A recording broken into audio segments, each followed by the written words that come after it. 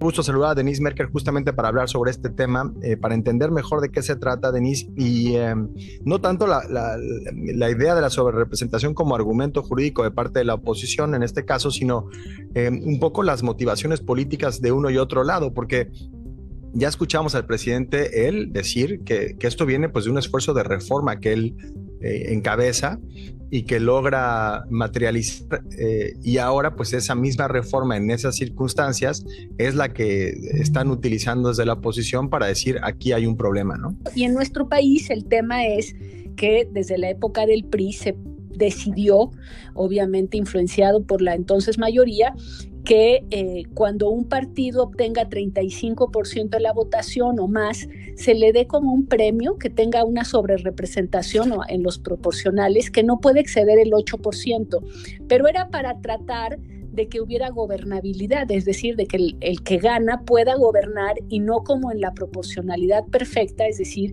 darle poder a los pequeños partidos que en las coaliciones terminan pesando mucho. Eso pasa en Israel, que los partidos religiosos tienen mucho poder, aunque no tienen muchos votos, pero pues tienen que sumar. Y detienen justamente esto que dices, o sea, detienen la idea de la gobernabilidad, de que existan acuerdos, de que exista pues trabajo mucho. Esas legislativo. Esas minorías terminan siendo muy costosas para quien está queriendo gobernar. Tenemos que hacer pausa. Bueno, vamos a hacer una breve pausa, Denise. Regreso en tiempo real. Perdón, Denise, nos ganó la pausa. Estábamos platicando pues del aspecto técnico de la sobrerepresentación y cómo justamente pues se diseñó una reforma para tratar de evitar que este fuera el caso en México, para tratar de evitar que hubiera una especie de parálisis legislativa o de ingobernabilidad. Pues básicamente desde los años 90 se hizo esta reforma. Ahí está, digamos, este tope donde un partido que tiene 35%, por ejemplo, o gana el 35% de la votación nacional, el máximo, de sobrerepresentación que puede tener son 8%, es decir, tendría que ser el 42% de los curules en la Cámara. Esto se mide según las leyes de México, según el partido, no según una coalición, y básicamente la disputa en este momento es política. En este caso, lo legal está del lado del gobierno. Así se ha hecho a lo largo de todas las elecciones recientes. Se ha contado que ningún partido esté sobrerepresentado más de 8% en la Cámara, según el partido, no la coalición. Así lo dice la ley y así ha sido desde hace muchos años.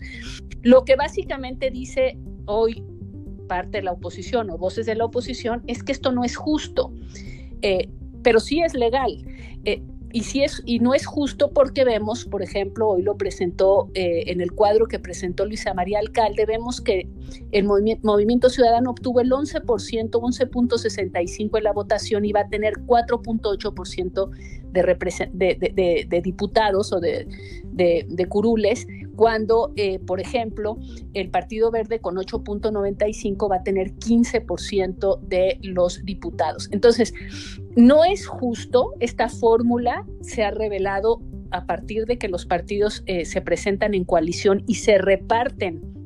Cuando 3 partidos presentan un mismo candidato, ellos deciden a quién se le va a atribuir. Y esto hace que los 3 partidos de la coalición gobernante tengan una representación, digamos, mayor a la votación que tuvieron, pero ninguno supera el 8%. Esto es legal, pero termina siendo injusto.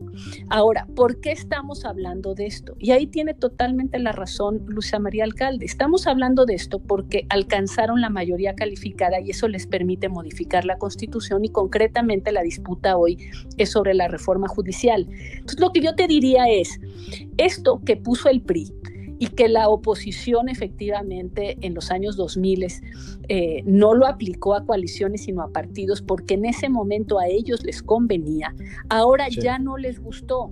Esto es una cuestión que hemos visto en muchos temas, que es cuando estás en el poder hay cosas que te gustan y otras que no, y es exactamente al contrario cuando estás en la oposición.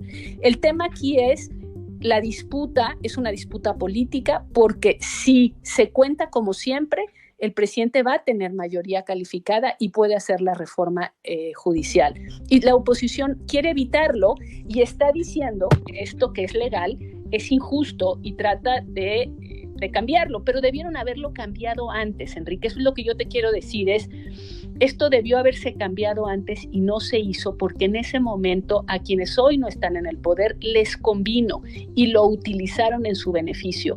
Y esto lo que nos habla es de esta dificultad de que todos piensan en términos de muy corto plazo y en eso no es la primera vez que un tema es utilizado pues por cuestiones muy de corto plazo. En este caso, pues no quieren la reforma judicial que pretende el presidente y esgrimen este argumento que, siendo válido, debió haber sido puesto digamos, en el centro de la discusión mucho tiempo antes y no después de la elección.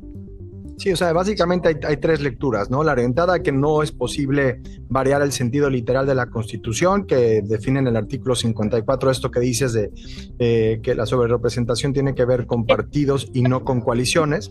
Una segunda lectura que dice, bueno, pues sí, hay que establecer límites para que las coaliciones con su representación no invaliden a las demás opciones, y ya la tercera opción que reconocería que, pues si bien es posible definir el límite de la sobrerepresentación con la existencia de coaliciones, debería tenerse en cuenta también que la ley electoral permite que los votos pues se puedan computar ya sea a la coalición o bien pensando, digamos, de forma separada a los partidos políticos de manera independiente. Pero esto, pues como dices, tendría que haberse hecho previo a la elección, no una vez que se presentan los resultados.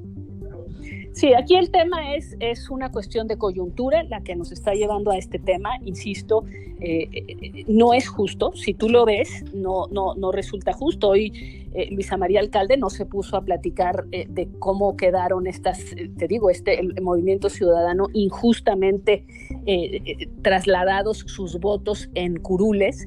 Pero el tema es coyuntural y oportunista y creo que merecía una reflexión previa antes, que no hicieron los partidos de oposición en su momento y que ahora pues está esta discusión porque resulta la última oportunidad que ven en la oposición para evitar que tenga una mayoría calificada y que el presidente en la ventana de septiembre pueda modificar la Constitución. Sí. Es un tema político y el tema de fondo merecería una mejor discusión.